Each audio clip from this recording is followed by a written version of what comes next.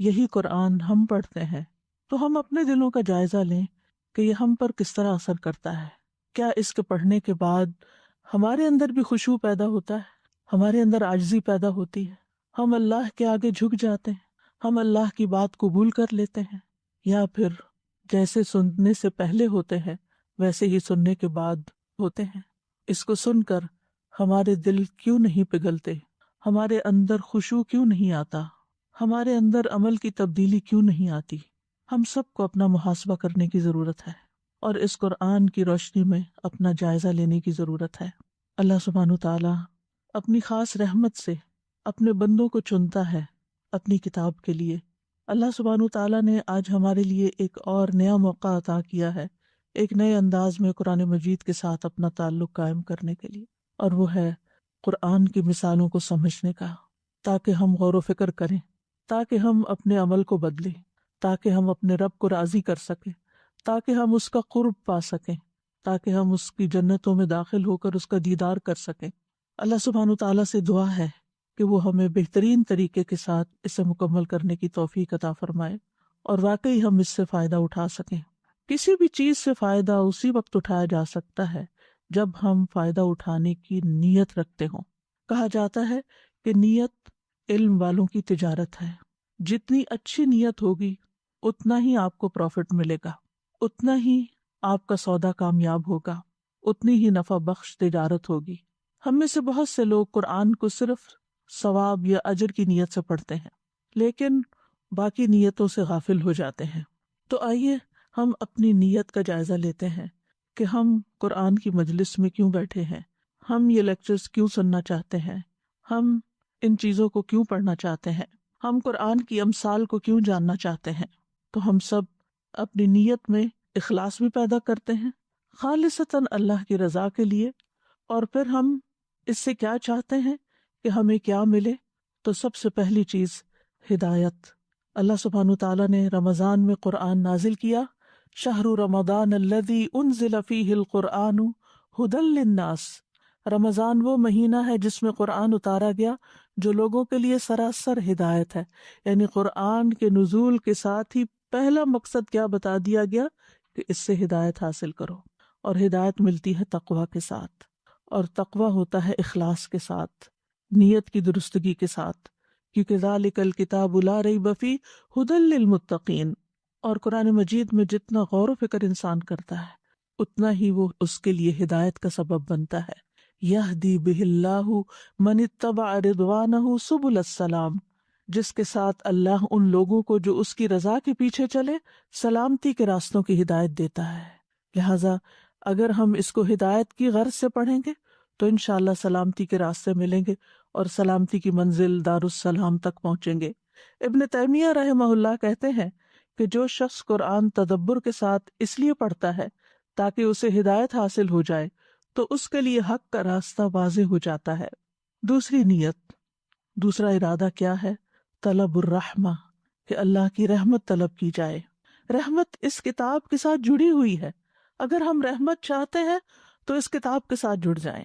اللہ تعالیٰ کا ارشاد ہے تنزیل من الرحمن الرحیم، اس بے حد رحم والے نہایت مہربان کی طرف سے اتاری ہوئی ہے. یہ کتاب رحمان الرحیم کی طرف سے آئی ہے، اور جو شخص خاموشی کے ساتھ اس کو سنتا ہے اور اس میں غور و فکر کرتا ہے اس کو بھی رحمت ملتی ہے. وَإِذَا قُرِئَ الْقُرْآنُ فَاسْتَمِعُوا لَهُ وَأَنصِتُوا لَعَلَّكُمْ تُرْحَمُونَ. اور جب قرآن پڑھا جائے تو اسے کان لگا کے سنو اور چپ رہو تاکہ تم پر رحم کیا جائے. اور یہ صرف ظاہری کانوں سے نہیں، دل کے کانوں کے ساتھ اس کو سنا جائے. قرآن کی مجلس میں بیٹھنا بھی رحمت کا باعث ہے. ابو ہریرہ رضی اللہ عنہ روایت کرتے ہیں کہ رسول اللہ صلی اللہ علیہ وسلم نے فرمایا، جو لوگ اللہ کے گھروں میں سے کسی گھر میں اللہ کی کتاب کی تلاوت کرتے ہیں اور اس کی تعلیم میں مصروف ہوتے ہیں ان پر سکینت نازل ہوتی ہے، رحمت انہیں ڈھانپ لیتی ہے اور فرشتے انہیں گھیر لیتے ہیں، اور اللہ ان کا ذکر اپنے پاس موجود فرشتوں میں کرتے ہیں. کتنے خوش قسمت ہیں وہ لوگ جو ایسی مجالس میں شریک ہوں اور یہ سارے فائدے حاصل کر پائیں. تیسری چیز اللہ سے مناجات. قرآن کے ذریعے انسان اللہ سبحانہ تعالیٰ سے ایک خاص تعلق قائم کرتا ہے، اللہ سبحانہ تعالیٰ کے ساتھ باتیں کرتا ہے، اللہ سبحانہ تعالیٰ کا جب کلام سنتا ہے تو اس کے دل پر اثر ہوتا ہے، اور پھر دل ہی دل میں وہ اپنے رب سے باتیں کرتا ہے۔ ابن مبارک کہتے ہیں کہ میں نے سفیان ثوری سے پوچھا، جب آدمی نماز کے لیے کھڑا ہو تو اپنی قرات اور نماز میں کس چیز کی نیت کرے؟ انہوں نے کہا کہ وہ اس چیز کی نیت کرے کہ وہ اپنے رب سے مناجات کر رہا ہے۔ تو جب ہم قرآن پڑھ رہے ہوں یا سن رہے ہوں تو اس کا صرف پڑھنا ہی نہ ہو، اپنی زبان کے ساتھ حلق سے اوپر تک ہی نہ رہ جائیں، بلکہ دل ہی دل میں اپنے رب کو یاد کریں اور اس سے سرگوشیاں کریں، اور جہاں ڈرنے والی کوئی بات ہو وہاں اللہ کے عذاب سے پناہ مانگیں دل ہی دل میں، اور جہاں جنت کی بشارتیں ہوں وہاں جنت مانگیں، جہاں ہدایت کی بات ہو وہاں ہدایت مانگیں، جہاں منافقت کی بات ہو تو منافقت سے پناہ چاہیں، اور یہ سب کچھ اپنے رب کے ساتھ سرگوشیاں کرنے سے ہوتا ہے۔ پھر اس کے بعد چوتھی چیز شفا کی نیت سے پڑھنا۔ شفا اللہ تعالیٰ کا فرمان ہے، وَنُنَزِّلُ مِنَ الْقُرْآنِ مَا هُوَ شِفَاءٌ وَرَحْمَةٌ وَرَحْمَةٌ لِّلْمُؤْمِنِينَ، اور ہم قرآن میں سے تھوڑا تھوڑا نازل کرتے ہیں جو ایمان والوں کے لیے سراسر شفا اور رحمت ہے۔ ہم سب جانتے ہیں کہ بیماریاں جسمانی بھی ہوتی ہیں، روحانی بھی ہوتی ہیں۔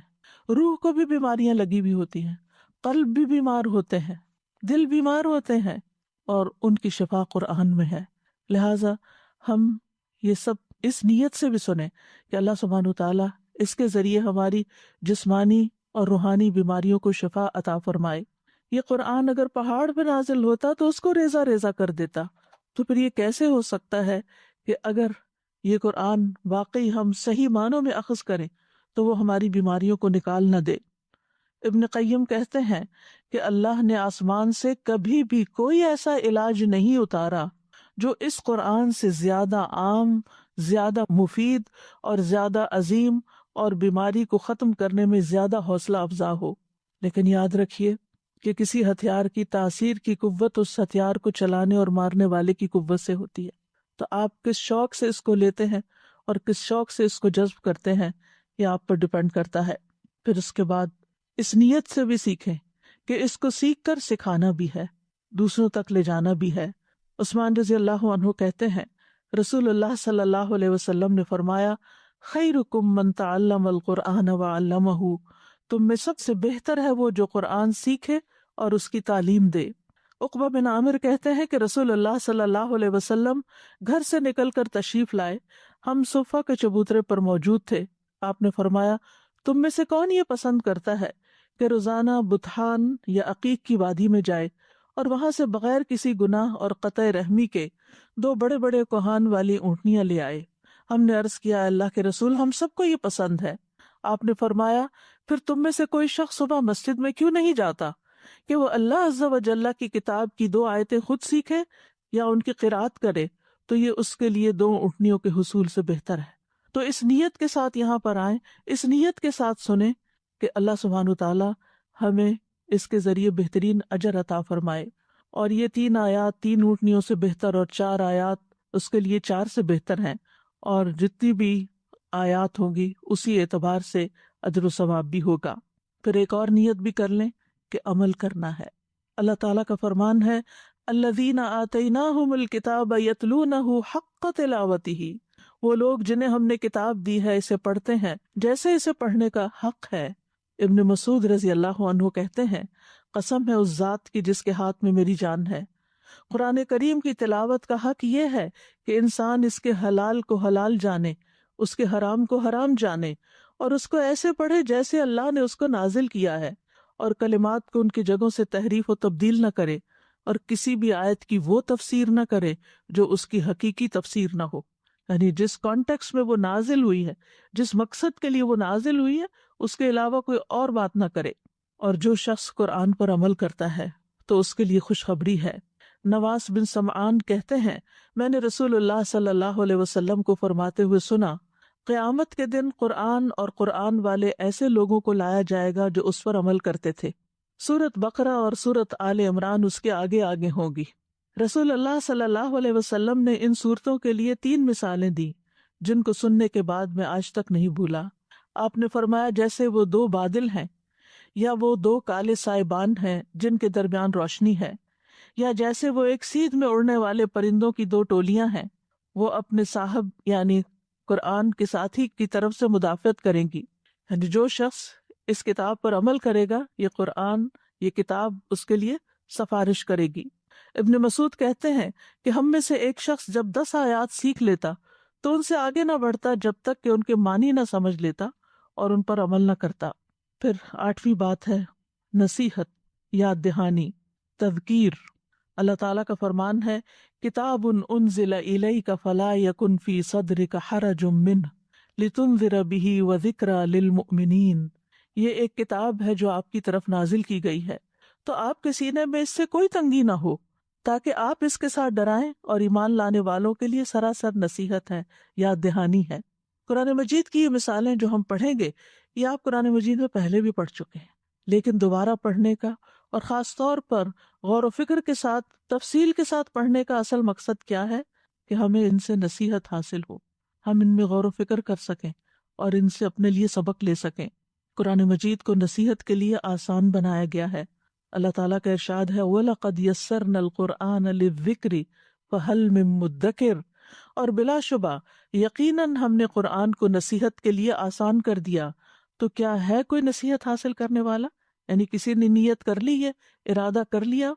ابن کثیر اللہ تعالیٰ کے اس فرمان کے بارے میں کہتے ہیں کہ اس کا مطلب ہے کہ جو اس قرآن کے پڑھنے یا سیکھنے کا ارادہ کرتا ہے، ہم نے اس کے لیے الفاظ کو آسان بنایا اور اس کے معنی کو آسان بنایا تاکہ لوگ اس سے نصیحت حاصل کر سکیں، اس سے فائدہ اٹھا سکے.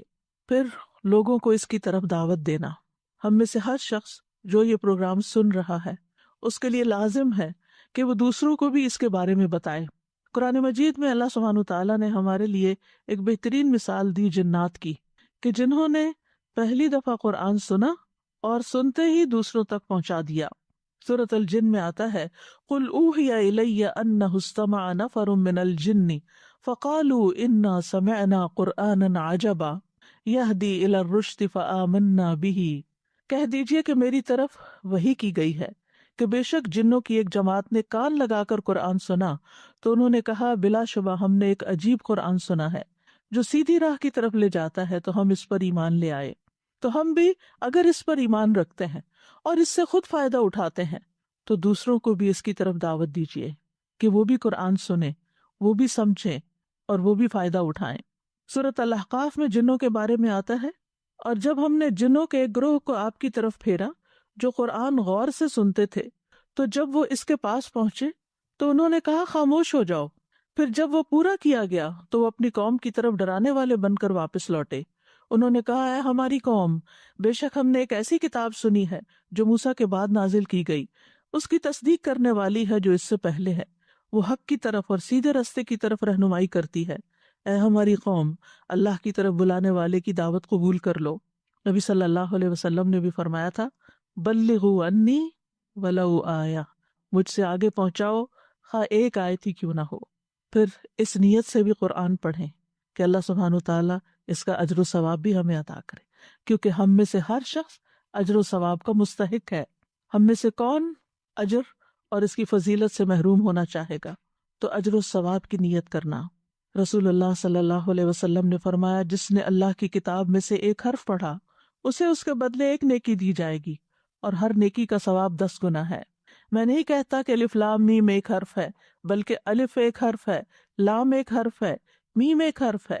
اسی طرح جب ہم قرآن مجید کی مختلف صورتیں پڑھیں اور ان صورتوں کی جو فضیلت بتائی گئی ہے، ان کا جو فائدہ بتایا گیا، اس وقت بھی اپنی نیت کی تجدید کریں کہ ہم اس صورت کو اس نیت سے پڑھ رہے ہیں کہ اللہ تعالیٰ ہمیں اس کا یہ خاص فائدہ عطا کرے، اس کا خاص اجر عطا کرے.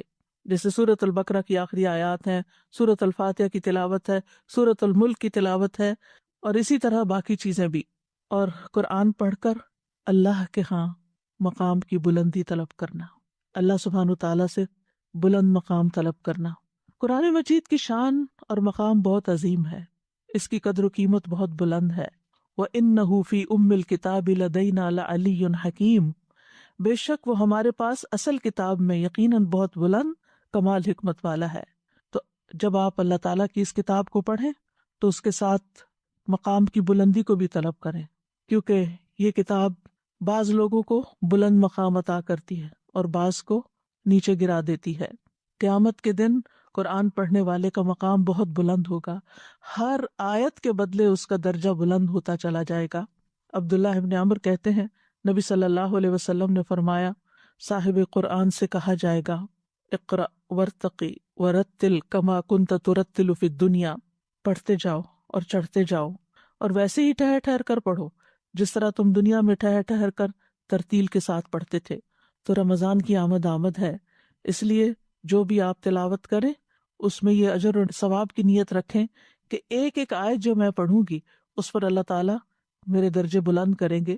اگرچہ یہ حافظ کے لیے ہے لیکن ہر مزید آیت مزید اجر میں اضافہ کرتی ہے، یہ چیز آپ کے قرآن پڑھنے کے شوق کو بڑھا دے گی۔ عبداللہ ابن عمر سے روایت ہے رسول اللہ صلی اللہ علیہ وسلم نے فرمایا روزہ اور قرآن قیامت کے دن بندے کی شفاعت کریں گے۔ روزہ کہے گا اے رب میں نے اس کو کھانے پینے اور خواہشات سے روکے رکھا تھا، اس کے حق میں میری شفاعت قبول کر لے۔ اور قرآن کہے گا میں نے اسے رات کو سونے نہیں دیا تھا، تراویح میں نیندیں کم ہوگی، میری شفاعت اس کے حق میں قبول فرما۔ اس وقت یہ نیت رکھیں کہ انشاءاللہ یہ رات کے وقت جو ہم، کیونکہ عام دنوں میں ہم رات کے وقت کم ہی قرآن پڑھتے ہیں، اللہ کہ جن لوگوں کو اللہ تعالیٰ تہجد کی توفیق عطا کرتا ہے اور وہ تہجد میں طویل قرات کریں، لیکن الحمدللہ رمضان کے مہینے میں ہر ایک کو موقع مل جاتا ہے رات کی طویل قرات کرنے یا سننے کا، لہٰذا اس وقت اس کی شفاعت کی نیت سے تلاوت کریں تو اللہ سبحانہ و تعالیٰ ان دونوں کی شفاعت یعنی روزے اور قرآن کی شفاعت قبول کر لے گا، اس کی شفاعت مانی جائے گی۔ یہ اپنے پڑھنے والوں کے حق میں بحث کرے گا اور اس کی تصدیق کی جائے گی جس نے اس کو اپنے سامنے رکھا۔ یہ ایک اور حدیث ہے حضرت جابر کی کہ نبی صلی اللہ علیہ وسلم نے فرمایا قرآن سفارش کرے گا اور اس کی سفارش مانی جائے گی، یہ اپنے پڑھنے والوں کے حق میں بحث کرے گا اور اس کی تصدیق کی جائے گی، ہاں تم ٹھیک کہتے ہو۔ جس نے اس کو اپنے سامنے رکھا تو یہ اسے جنت کی طرف رہنمائی کرے گا، اور جس نے اس کو اپنی پیٹھ پیچھے رکھا تو یہ اسے ہانک کر جہنم میں لے جائے گا۔ پھر اسی طرح جب بھی قرآن پڑھیں، چاہے تنہائی میں ہو چاہے مجلس میں ہو، تو یہ نیت اور یہ امید بھی رکھیں کہ آپ فرشتوں کی مجلس میں ہیں، آپ کو فرشتوں کی معیت حاصل ہے، فرشتے اس مجلس میں حاضر ہیں۔ حضرت عائشہ کہتی ہیں رسول اللہ صلی اللہ علیہ وسلم نے فرمایا جو آدمی قرآن میں ماہر ہو وہ ان فرشتوں کے ساتھ ہے جو لکھنے والے معزز اور بزرگی والے ہیں۔ الماہر بالقرآن مع السفرۃ الکرام البررہ۔ پھر اسی طرح سکینت کی نیت کریں کہ اللہ تعالیٰ اس کے ذریعے ہمیں سکینت عطا کرے۔ برا کہتے ہیں ایک آدمی سورۃ کہف کی تلاوت کر رہا تھا، اس کے پاس ہی 2 لمبی رسیوں میں بندھا ہوا گھوڑا موجود تھا، تو اسے ایک بدلی نے ڈھانپ لیا، یعنی گھوڑے کے اوپر بادل آ گیا۔ وہ بدلی گھومتی اور قریب آتی گئی اور اس کا گھوڑا اس سے بدکنے لگا۔ جب صبح ہوئی تو وہ نبی صلی اللہ علیہ وسلم کی خدمت میں حاضر ہوا اور آپ کو یہ ماجرا کہہ سنایا۔ آپ نے فرمایا یہ سکینت، یہ اطمینان تھا جو قرآن کی قرات کی وجہ سے تم پر اترا۔ سکینت کیا ہے؟ ابن حجر کہتے ہیں کہ راجح قول یہ ہے کہ سکینت اللہ کی مخلوقات میں سے ایک مخلوق ہے جس میں اطمینان اور رحمت پائی جاتی ہے اور اس کے ساتھ فرشتے ہوتے ہیں۔ ابن قیم کہتے ہیں اس سے مراد اطمینان، وقار اور سکون ہے جس کی ہماری زندگیوں میں بہت کمی ہو چکی ہے، اور یہ قرآن کے ساتھ ہمیں نصیب ہوتا ہے۔ نمبر 16 برکت۔ اللہ سبحانہ وتعالی ہمیں قرآن کی برکت عطا کرے، قرآن کی مجلس کی برکت بھی عطا فرمائے۔ اللہ تعالیٰ فرماتے ہیں وَهَذَا كِتَابٌ أَنزَلْنَاهُ مُبَارَكٌ، اور یہ ایک کتاب ہے ہم نے اسے نازل کیا، بڑی برکت والی ہے۔ اور قرآن مجید کی یہ برکت قرآن میں تدبر کرنے، نصیحت کرنے اور نصیحت پکڑنے کے ساتھ جڑی ہوئی ہے۔ کتاب انزلناہ الیک مبارک لیدبروا آیاتہ ولیتذکر اولو الالباب، یہ ایک کتاب ہے ہم نے اسے آپ کی طرف نازل کیا ہے، بہت بابرکت ہے تاکہ لوگ اس کی آیات میں غور و فکر کریں، تاکہ عقل والے نصیحت حاصل کریں۔ اور خاص طور پر سورۃ البقرہ کا پڑھنا باعث برکت ہے اور اس کا چھوڑ دینا باعث حسرت ہے، لہذا سورۃ البقرہ کو اپنی زندگیوں میں شامل کر لیں۔ اور آخری چیز اس سلسلے کی ہے کہ دل میں نرمی پیدا کرنے کی نیت کرنا، یعنی سکینت اور برکت کے بعد رقت القلب، دل کا رقیق ہونا، یعنی اللہ تعالیٰ اس کی برکت سے ہمارے دلوں کو نرم کر دے، ہمارے دلوں کو رقیق کر دے۔ الم یأن للذین آمنوا ان تخشع قلوبهم لذکر اللہ وما نزل من الحق، کیا ان لوگوں کے لیے جو ایمان لائے وہ وقت نہیں آیا کہ ان کے دل اللہ کی یاد کے لیے اور اس حق کے لیے جھک جائے جو نازل ہوا؟ ابن مسعود کہتے ہیں کہ ہمارے مسلمان ہونے اور اس بات کے درمیان کہ اللہ نے اس آیت کے ساتھ ہمیں ڈانٹ پلائی 4 سال سے زیادہ کی مدت نہ تھی، یعنی پھر ہمارے دلوں کے اندر وہ رقت آ گئی۔ اللہ سبحانہ وتعالیٰ ہمارے دلوں کو بھی نرم کر دے اور ہم اس قرآن کو پڑھ کر اپنے اندر حقیقی معنوں میں خشوع و خضوع پیدا کر سکیں۔ ہمارے اس رمضان کا پروگرام ہے امثال القرآن، قرآن کی مثالیں۔ لو أنزلنا هذا القرآن على جبل لرأيته خاشعا متصدعا من خشية الله وتلك الأمثال نضربها للناس لعلهم يتفكرون۔ اگر ہم اس قرآن کو کسی پہاڑ پر اتارتے تو یقیناً آپ اسے اللہ کے ڈر سے پست ہونے والا، خشوع کرنے والا، ٹکڑے ٹکڑے ہو جانے والا دیکھتے۔ اور یہ مثالیں ہیں، ہم انہیں لوگوں کے لیے اس لیے بیان کرتے ہیں تاکہ وہ غور و فکر کریں۔ یاد رکھیے، قرآن مجید صرف احکامات پر مبنی کتاب نہیں ہے کہ جس میں کچھ حکم دے دیے گئے ہوں اللہ سبحانہ وتعالیٰ کی طرف سے، بلکہ یہ ایک تربیتی کتاب بھی ہے۔ یہ ہمارے نفسوں کا تزکیہ بھی کرتی ہے اور تربیت بھی کرتی ہے۔ اللہ تعالیٰ نے اس کلام میں صرف شرعی احکامات نہیں بیان کیے، بلکہ اس کتاب کو لوگوں کی ہدایت کا ذریعہ بنایا ہے۔ یہ کتاب ہدایت و اصلاح ہے۔ سورۃ النحل میں اللہ تعالیٰ فرماتے ہیں وَنَزَّلْنَا عَلَيْكَ الْكِتَابَ تِبْيَانًا لِكُلِّ شَيْءٍ وَهُدًى وَرَحْمَةً وَبُشْرَى لِلْمُسْلِمِينَ، اور ہم نے آپ پر یہ کتاب نازل کی اس حال میں کہ ہر چیز کا واضح بیان ہے اور فرمانبرداروں کے لیے ہدایت اور رحمت اور خوشخبری ہے۔ تو جو اس پر عمل کریں گے وہ ہدایت بھی پائیں گے، رحمت بھی پائیں گے، خوشخبریاں بھی پائیں گے۔ تو انسانوں کی اصلاح کے لیے، ان کی تربیت کے لیے، ان کے تزکیہ کے لیے مثال کے ذریعے بات سمجھانا ایک مؤثر ذریعہ ہے۔ کسی بھی نظام تعلیم کے اندر کسی بھی سبجیکٹ کی تعلیم جب کسی مثال کے ذریعے کی جاتی ہے تو بات آسان بھی ہو جاتی ہے سمجھنا اور یاد بھی رہتی ہے۔ یعنی مثالوں سے بات سمجھانا ان طریقوں میں سے ہے، ان میتھڈز میں سے ہے جن کا لوگوں کے دلوں پر جلد اثر ہوتا ہے، وہ اس بات کو جلد قبول کر لیتے ہیں۔ اللہ سبحانہ وتعالیٰ فرماتے ہیں وَيَضْرِبُ اللَّهُ الْأَمْثَالَ لِلنَّاسِ لَعَلَّهُمْ يَتَذَكَّرُونَ، اور اللہ لوگوں کے لیے مثالیں بیان کرتا ہے تاکہ وہ نصیحت حاصل کریں۔ یعنی مثالیں قرآن کی اس لیے بیان کی گئی ہیں تاکہ ہمیں نصیحت حاصل ہو۔ جو ہم نے ابھی نیتیں کی قرآن سے فائدہ اٹھانے کے لیے اور اس پروگرام سے فائدہ اٹھانے کے لیے، ان میں سے ایک یہ بھی تھی کہ ہم اس کے ذریعے نصیحت حاصل کریں گے۔ مثالوں کو بیان کرنا عربی زبان کا ایک بنیادی اصول ہے۔ قرآن مجید کے نزول سے پہلے بھی عربوں کے ہاں روزمرہ زندگی میں بہت سی باتیں مثالوں سے بیان کی جاتی تھیں، اور اس پر کتابیں بھی لکھی گئی ہیں، جیسے مجمع الامثال ہے۔ لوگوں نے وہ ساری مثالیں کتابوں کے اندر اکٹھی کر دی۔ کچھ مثالیں تو جاہلی دور کی ہیں، یعنی نزول قرآن سے پہلے کی، اور کچھ اس کے بعد کی بھی۔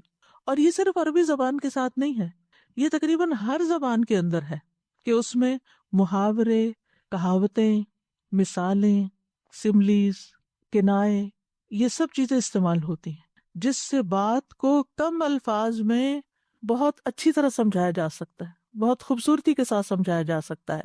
علامہ جلال الدین سیوطی کہتے ہیں، امام اصفہانی کا قول بیان کرتے ہوئے، اہل عرب کی ضرب الامثال اور علماء کے نظائر پیش کرنے کی ایک خاص شان ہے جو مخفی نہیں رہ سکتی۔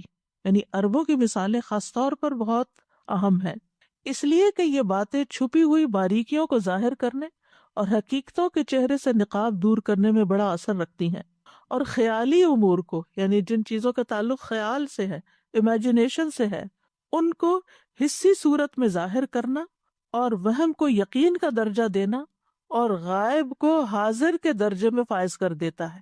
یعنی وہ چیزیں جو ہمارے مشاہدے میں نہیں ہوتی، ان کو جب ہم کسی نظر آنے والی چیز کے ساتھ مثال دیتے ہیں تو بات بہت جلد سمجھ آ جاتی۔ مثلاً اگر کوئی شخص کہے سفید رنگ اور اس نے کبھی سفید لفظ نہ سنا ہو تو آپ سفید سفید کرتے رہے، آپ اس کو نہیں سمجھا سکتے۔ لیکن اگر آپ اس کو کوئی سفید چیز دکھا کے کہتے ہیں مثلاً اس کاغذ کی طرح سفید، تو وہ فوراً بات سمجھ جائے گا، اب سمجھ آ گیا۔ تو بہت سی باتیں لغت کے اندر، کلام کے اندر، زندگی کے اندر، معاملات کے اندر ایسی ہوتی ہیں کہ جن کو مثال کے ذریعے سمجھانے سے بات بہت جلد سمجھ بھی آتی ہے، دل میں بھی اترتی ہے، اور انسان کے اندر ایک تبدیلی بھی پیدا ہوتی۔ تو مثالیں انسان کے اندر عملی تبدیلی پیدا کرنے کا ایک بہت بڑا ذریعہ ہیں۔ سعدی کہتے ہیں کہ جان لیں کہ قرآن کریم سب سے اعلیٰ، سب سے کامل اور سب سے زیادہ مفید ترین موضوعات جن کی بھی انسان کو ضرورت ہوتی ہے، ان سب موضوعات پر مشتمل ہے۔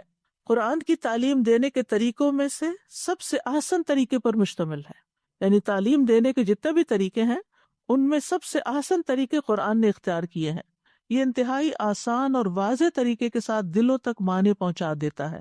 اور قرآن کریم کی بلند پایہ تعلیمات کی اقسام میں سے، یعنی تعلیم کی کئی قسمیں ہیں قرآن کی، ان میں سے ایک اعلیٰ ترین قسم مثالوں سے بات سمجھانا ہے۔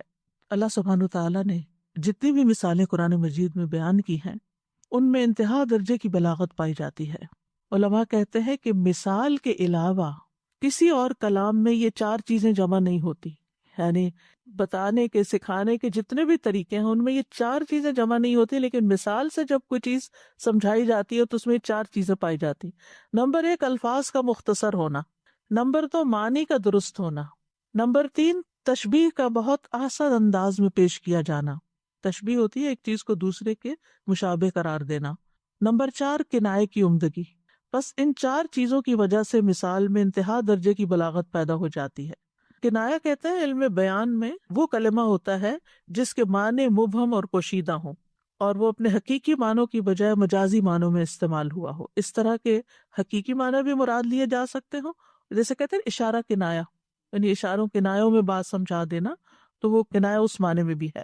تو اس میں کوئی شک نہیں کہ جب کلام کو مثال بنا دیا جاتا ہے تو وہ کلام بولنے میں زیادہ واضح ہوتا ہے، سننے میں زیادہ خوبصورت ہوتا ہے، اور گفتگو کے مختلف پہلوؤں میں وسعت پیدا کر دیتا ہے۔ وضاحت بھی، خوبصورتی بھی اور وسعت بھی، یہ تین چیزیں اس میں آ جاتی ہیں کلام کے اندر۔ اور اللہ سبحانہ تعالیٰ قرآن مجید میں بہت سے مقامات پر مثالوں کے ذریعے بات سمجھاتے ہیں۔ سورۃ النور میں آتا ہے وَيَضْرِبُ اللَّهُ الْأَمْثَالَ لِلنَّاسِ وَاللَّهُ بِكُلِّ شَيْءٍ عَلِيمٌ، اور اللہ لوگوں کے لیے مثالیں بیان کرتا ہے اور اللہ ہر چیز کو خوب جاننے والا ہے۔ اور اللہ سبحانہ تعالیٰ نے بندوں کی ضرورت کے پیش نظر مثالیں بیان کی ہیں، یعنی جہاں جس چیز کو سمجھانے کی ضرورت ہوئی اس کے مطابق مثال بھی لائی گئی۔ جیسے قرآن مجید کی سب سے پہلی مثال منافقین کے بارے میں ہے، اور اس سے پہلے منافقین کے طرز عمل کا ذکر ہے، اور پھر ان کی حقیقت حال کو مثال کے ذریعے واضح کر دیا گیا۔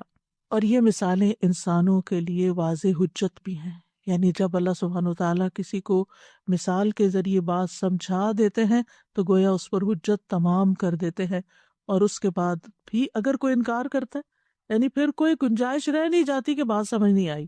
ویسے تو کسی کو بینیفٹ آف ڈاؤٹ دیا جا سکتا ہے کہ اس کو کہا گیا، بتایا گیا، پتہ نہیں اس کو سمجھ آیا یا نہیں آیا، لیکن مثال سے جب بات سمجھائی جاتی ہے تو وہ لازماً سمجھ آ جاتی ہے، اور پھر اس کے بعد اگر کوئی بات نہیں مانتا تو پھر اللہ سبحانہ تعالیٰ کی طرف سے عذاب بھی آتا ہے۔ جن بستیوں کو تباہ کیا گیا ان کے بارے میں آتا ہے سورۃ الفرقان میں وَكُلًّا ضَرَبْنَا لَهُ الْأَمْثَالَ وَكُلًّا تَبَّرْنَا تَتْبِيرًا، اور ہر ایک کے لیے ہم نے مثالیں بیان کی اور ہر ایک کو ہم نے پھر بری طرح تباہ کر دیا۔ یعنی جب انہوں نے سمجھا نہیں، سمجھنے کی کوشش نہیں کی، تو پھر ان کی شامت بھی آئی۔ پھر اسی طرح اہل عرب سے خطاب کر کے، اہل مکہ سے خطاب کر کے فرمایا وَسَكَنْتُمْ فِي مَسَاكِنِ الَّذِينَ ظَلَمُوا أَنفُسَهُمْ وَتَبَيَّنَ لَكُمْ كَيْفَ فَعَلْنَا بِهِمْ وَضَرَبْنَا لَكُمُ الْأَمْثَالَ، کہ ہم نے پچھلی قوموں کی مثالیں بیان کر کے تمہیں ہر بات واضح کر دی۔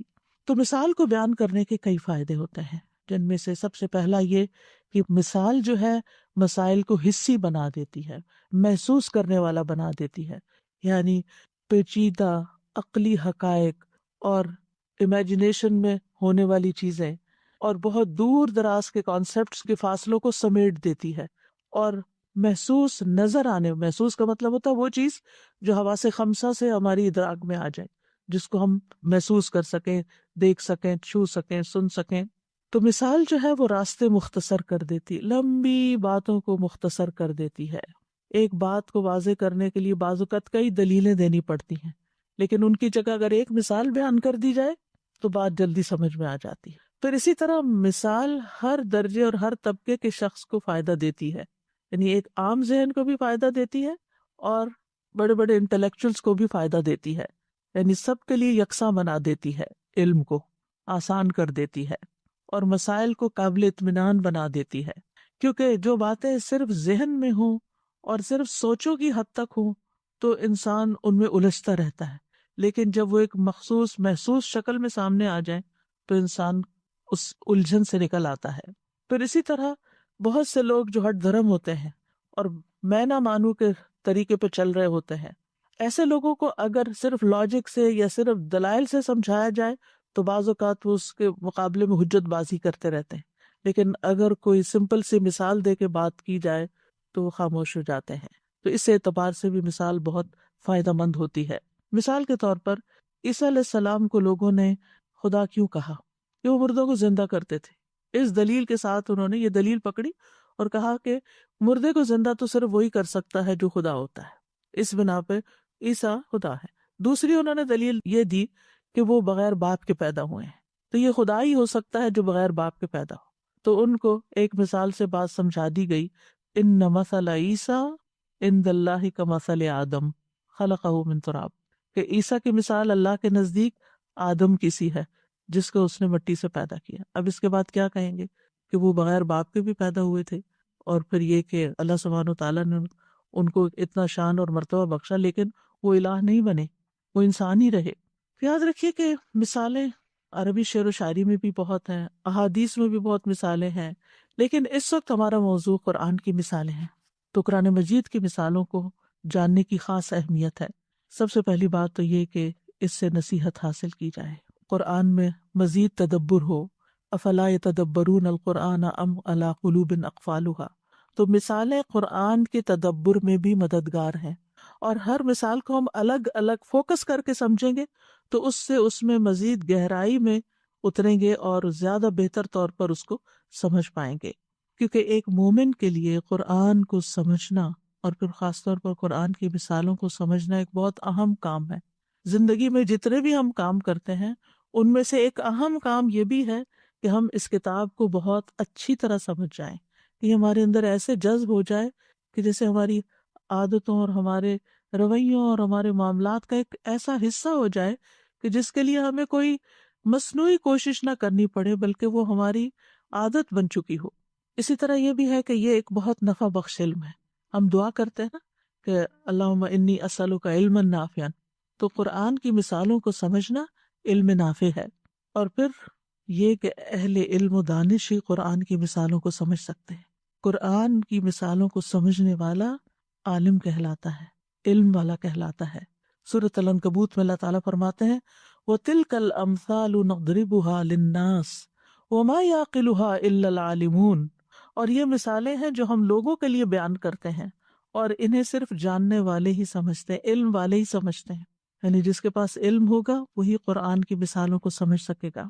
تو قرآنی مثالوں کو سمجھنے والے کی تعریف کی جا رہی ہے. تو اگر ہم اس رمضان میں یہ پوری کوشش کر کے قرآن کی مثالوں کو سمجھ لیں تو انشاءاللہ اللہ سبحانہ وتعالیٰ کی پسند اور رضا کا ایک کام کرنے کا موقع مل رہا ہے، جس سے بھرپور فائدہ اٹھانا چاہیے.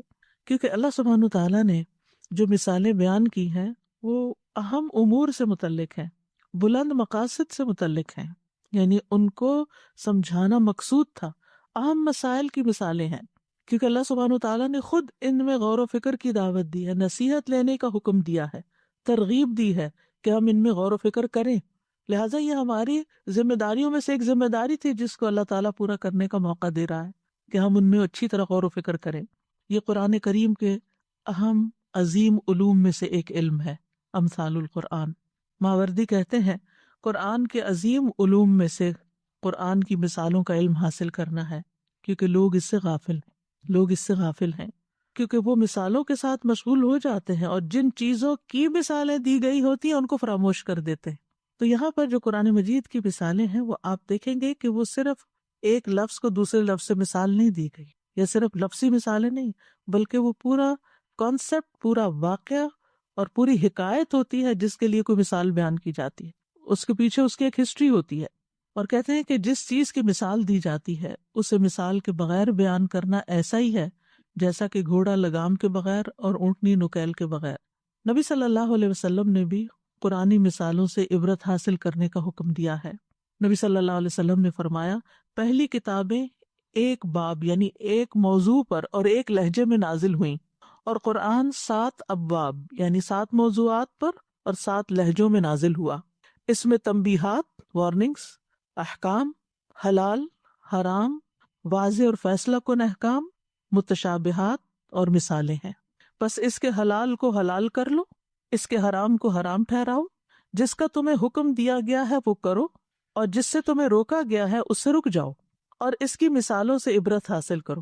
یہ نبی صلی اللہ علیہ وسلم کا فرمان ہے۔ لہٰذا جب ہم یہ مثالیں پڑھیں گے تو ان سے سبق بھی نکالیں گے، ان سے سبق حاصل کریں گے۔ اور فرمایا، اور اس کے محکم یعنی واضح احکامات پر عمل کرو، اور اس کے متشابہ پر ایمان لاؤ، اور کہو آمنا بہ کل من عند ربنا، یعنی اس کے متشابہات پر ہم ایمان لاتے ہیں، سب ہمارے رب ہی کی طرف سے ہے۔ عمر بن عاص نے نبی صلی اللہ علیہ وسلم سے 1000 مثالیں سمجھی تھی۔ ابن کثیر نے عمر بن عاص سے نقل کیا، وہ کہتے ہیں کہ میں نے رسول اللہ صلی اللہ علیہ وسلم سے بیان کردہ 1000 مثالوں کو سمجھا، یعنی جو قرآن کے علاوہ بھی تھی۔ تو حیثمی المجمع میں کہتے ہیں کہ یہ عمرو بن العاص رضی اللہ عنہ کی بہت بڑی فضیلت ہے، کیونکہ وَتِلْكَ الْأَمْثَالُ نَضْرِبُهَا لِلنَّاسِ وَمَا يَعْقِلُهَا إِلَّا الْعَالِمُونَ۔ یہ مثالیں ہم سب لوگوں کے لیے بیان کرتے ہیں، لیکن ان کو سمجھتے صرف علم والے ہی ہیں۔ اسی لیے سلف صالحین قرآن کی مثالیں سمجھ نہ آنے پر رویا کرتے تھے۔ ان میں سے ایک نے کہا کہ جب میں قرآن کی کوئی مثال پڑھتا ہوں پھر میں اس میں تدبر نہیں کر پاتا تو میں خود پر روتا ہوں، کیونکہ اللہ تعالیٰ کا فرمان ہے وَتِلْكَ الْأَمْثَالُ نَضْرِبُهَا لِلنَّاسِ وَمَا يَعْقِلُهَا إِلَّا الْعَالِمُونَ، اور یہ مثالیں ہیں جو ہم لوگوں کے لیے بیان کرتے ہیں اور انہیں صرف جاننے والے ہی سمجھتے ہیں۔ مثالوں کو سمجھنے کے اعتبار سے مومن اور غیر مومن میں بھی فرق ہے۔ اللہ تبارک و تعالیٰ فرماتے ہیں کہ قرآن مجید میں جو مثالیں بیان کی گئی ہیں یہ ہدایت کے حاصل ہونے کے اسباب میں سے ہیں، کیونکہ ان سے بہت سے لوگ فائدہ اٹھاتے ہیں جو غور و فکر کرتے ہیں، اور بہت سے لوگ ان سے گمراہ بھی ہوتے ہیں جو ان سے روگردانی کرتے ہیں۔ ان اللہ لا یستحی ان یضرب مثلا ما بعودة فما فوقها فاما الذین آمنوا فیعلمون انہ الحق من ربهم واما الذین کفروا فیقولون ماذا اراد اللہ بہذا مثلا یضل به کثیرا ویہدی به کثیرا وما یضل به الا الفاسقین۔ بے شک اللہ اس سے نہیں شرماتا کہ کوئی بھی مثال بیان کرے، مچھر کی ہو یا جو اس کے اوپر ہے اس کی، لیکن جو لوگ ایمان لائے وہ جانتے ہیں کہ بے شک یہ ان کے رب کی طرف سے حق ہے۔ رہے وہ جنہوں نے کفر کیا تو وہ کہتے ہیں کہ اللہ نے اس مثال کے ساتھ کیا ارادہ کیا ہے، اور وہ اس کے ساتھ بہتوں کو گمراہ کرتا ہے اور اس کے ساتھ بہتوں کو ہدایت دیتا ہے، اور اس کے ساتھ فاسقوں کے سوا کسی کو گمراہ نہیں کرتا۔ تو مثالیں ہدایت کا ذریعہ بھی ہیں اور بعض لوگوں کی گمراہی کا ذریعہ بھی ہیں۔ اللہ سبحانہ وتعالیٰ ہمیں ان کے ذریعے ہدایت عطا فرمائے اور ہمارے ایمان میں اضافہ کرے۔ امثال القرآن لفظ جو ہے، امثال مثل کی جمع ہے۔ قرآن مجید میں یہ لفظ 41 بار سے زیادہ آیا ہے، اور اس کے روٹس میں اور بھی بہت سے لفظ آتے ہیں، جیسے مثل، پھر اسی طرح مثلا، طریقتکم المثلا، مثالی طریقہ۔ تو مثل کا لفظ جو ہے وہ 2 طرح سے بولا جاتا ہے، ایک مثل اور ایک مثل۔ اور مثل کا معنی ہوتا ہے مشابہ ہونا، اور مثل کا مطلب ہوتا ہے صفت۔ مثلہم یعنی صفتہم، ان کی مثال یعنی ان کی صفت۔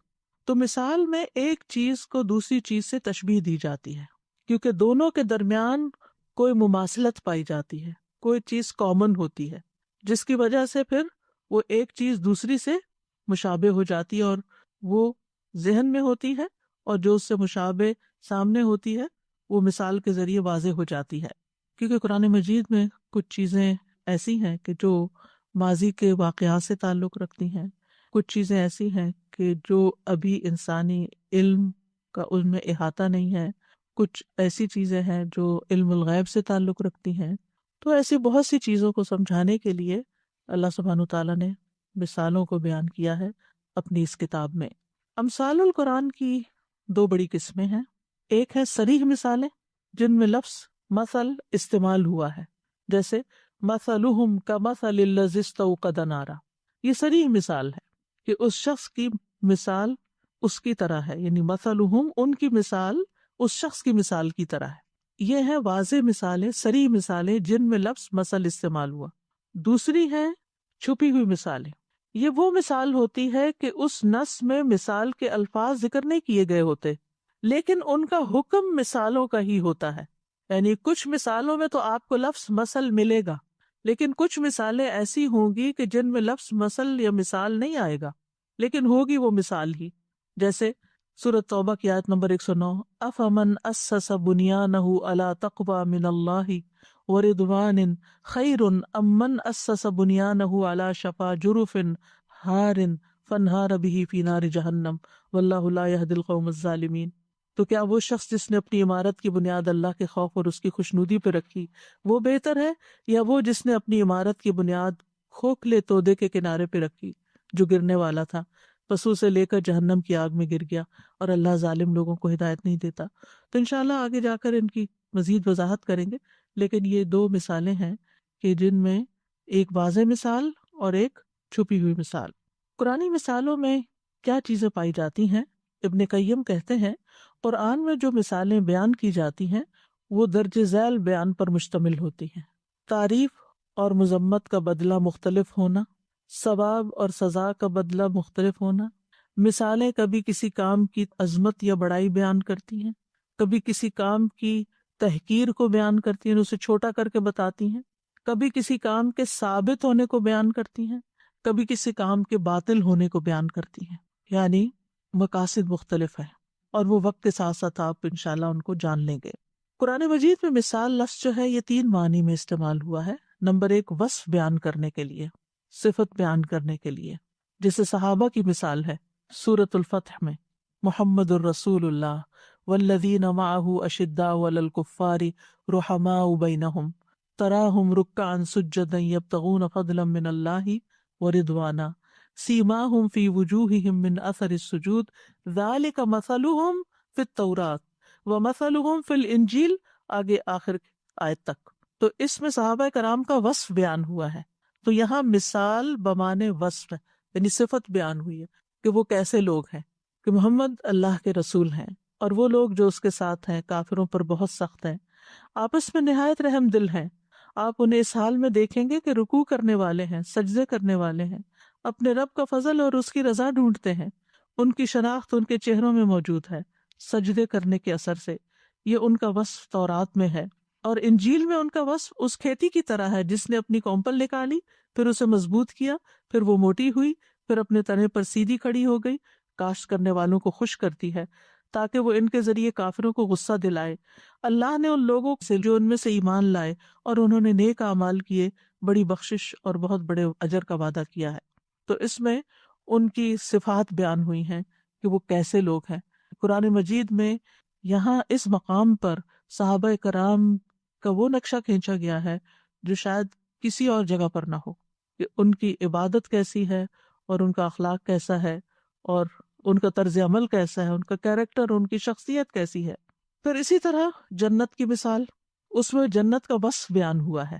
سورۃ محمد میں آتا ہے مثل الجنت التی وعد المتقون فیہا انہار من ماء غیر آسن وانہار من لبن لم یتغیر طعمہ وانہار من خمر لذۃ للشاربین وانہار من عسل مصفى ولہم فیہا من کل الثمرات ومغفرۃ من ربہم کمن هو خالد فی النار وسقوا ماء حمیما فقطع امعاءہم.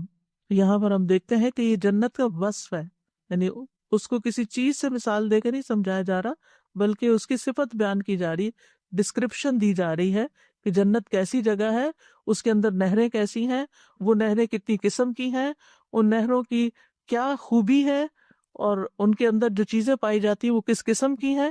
یہ ساری ڈسکرپشن ہے جنت کی. تو اس کو بھی مثال کہا گیا ہے.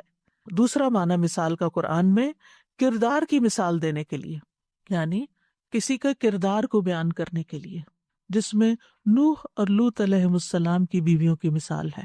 اللہ سبحانہ وتعالیٰ فرماتے ہیں ضرب اللہ مثلا للذین کفروا امرأۃ نوح وامرأۃ لوط، اللہ نے ان لوگوں کے لیے جنہوں نے کفر کیا نوح کی بیوی اور لوط کی بیوی کی مثال بیان کی ہے علیہم السلام، یعنی وہ ایک مثال ہیں ان لوگوں کے لیے جو انکار کرتے ہیں کہ دیکھو وہ نبیوں کی بیویاں تھیں اور ان کا انجام کیا ہوا۔ تو یہ ایک اور مثال کا انداز ہے۔ تیسری قسم ہے جو زیادہ تر ملتی ہے وہ مثال التشابہ ہے، کسی چیز کی تشبیہ دینے کے لیے، جیسے اللہ کے نور کی مثال ہے سورۃ النور میں، اللہ نور السماوات والارض مثل نورہ کمشکاۃ فیہا مصباح المصباح فی زجاجہ الزجاجۃ کأنہا کوکب دری یوقد من شجرۃ مبارکۃ زیتونۃ لا شرقیۃ ولا غربیہ یکاد زیتها یضیء ولو لم تمسسہ نار نور علی نور یہدی اللہ لنورہ من یشاء ویضرب اللہ الامثال للناس واللہ بکل شیء علیم۔ اللہ آسمانوں اور زمین کا نور ہے، اس کے نور کی مثال ایک تاک کی سی ہے جس میں ایک چراغ ہے، وہ چراغ ایک فانوس میں ہے، وہ فانوس گویا چمکتا ہوا تارا ہے، وہ چراغ ایک مبارک درخت زیتون سے روشن کیا جاتا ہے جو نہ شرقی ہے اور نہ غربی، قریب ہے کہ اس کا تیل روشن ہو جائے، خواہ اسے آگ نے نہ چھوا ہو، نور پر نور۔ اللہ اپنے نور کی طرف جس کی چاہتا ہے رہنمائی کرتا ہے، اور اللہ لوگوں کے لیے مثالیں بیان کرتا ہے، اور اللہ ہر چیز کو خوب جاننے والا ہے۔ اب اس مثال کو بھی سمجھنے کی ضرورت ہے جو آگے انشاءاللہ آئے گی۔ تو مختصر یہ کہ قرآنی مثالوں کی کچھ غرض و غایت ہے، کوئی مقصد ہے، جن میں سب سے پہلا مقصد نفوس کی اصلاح ہے، تزکیہ ہے، تربیت ہے، ضمیر کو جگانا ہے، منور کرنا ہے، اخلاق کو مہذب بنانا ہے، یعنی ان مثالوں کے ذریعے اللہ تعالیٰ ہمارے اخلاق سنوارنا چاہتے ہیں، راستوں کو سیدھا کرنا ہے، عقائد کی اصلاح کرنا ہے، کیونکہ شرک کی مثال آئے گی، کفر کی مثال آئے گی، توحید کی مثال آئے گی، بصیرتوں کو روشن کرنا ہے، انسان کی خیر کی طرف رہنمائی کرنا ہے، جماعت کی اصلاح کرنا ہے، برائیوں سے آگاہ کرنا ہے تاکہ ان سے بچا جا سکے، اچھے اعمال سے آگاہ کرنا ہے تاکہ پاکیزہ نفس اور پاکیزہ دل ان کو قبول کر لیں۔ تو یہ ہیں مقاصد یا غرض و غایت ان مثالوں سے۔ اور ویسے اس کا فائدہ کیا ہے اوور آل، کہ انسان عبرت حاصل کرتا ہے، سبق حاصل کرتا ہے۔ بہت سی چیزوں کی جب جیسے دنیا کی مثال بھی قرآن مجید میں ہے تو اس سے پتہ چلتا ہے کہ دنیا کی حقیقت کیا ہے، اس کی ناپائیداری کے بارے میں پتہ چلتا ہے، اس کے زوال اور اس کے فنا کے بارے میں انسان کو پتہ چلتا ہے۔ جو مثال سے، مشاہدے سے انسان سیکھتا ہے تو زیادہ دیر پا اثر ہوتا ہے۔ ابن قیم کہتے ہیں کہ قرآن کریم میں جو مثالیں بیان کی گئی ہیں ان سے مدرجہ ذیل امور میں فائدہ حاصل کیا جاتا ہے، واعظ و نصیحت میں، ترغیب دلانے میں، ڈانٹنے میں، عبرت پکڑنے میں، کسی چیز کو ثابت کرنے میں، عقل کے لیے مرادی معنی سمجھنے میں، یعنی جو چیز عقل میں ہے اس کا مراد کیا ہے، اور جن چیزوں کے بارے میں مثالیں بیان کی جا رہی ہوں ان کا ظاہری صورت میں نقشہ کھینچنے میں کہ ان چیزوں کی عقل کے لیے ایسی نسبت ہو جائے جیسا کہ ظاہری اور حسی چیزوں کی حواس کی طرف نسبت ہوتی ہے، یعنی جو ہمارے عقل یا سوچ میں چیزیں ہیں وہ کھل کے واضح ہو کے ایسے ہمارے سامنے آ جائیں جیسے کسی دیکھنے والی چیز کو ہم دیکھ پاتے ہیں۔ تو اللہ سبحانہ تعالیٰ سے دعا ہے کہ اللہ سبحانہ تعالیٰ ہمارے لیے اس سفر کو آسان کر دے، ان مثالوں کو بہترین طریقے سے سمجھنے کی توفیق عطا فرمائے، اور اس سے ہماری تربیت ہو جائے، ہمارا تزکیہ ہو جائے، اور ہمیں اللہ سبحانہ تعالیٰ وہ راہ دکھا دے جو اس کی پسند کی ہے، اور اس منزل تک پہنچا دے جو اس کو راضی کرنے والی۔ اللہ سبحانہ تعالیٰ اس کام میں بہت برکت ڈالے اور ہمارے لیے بغیر کسی رکاوٹ کے اس کو مکمل کرنے کی توفیق عطا فرمائے۔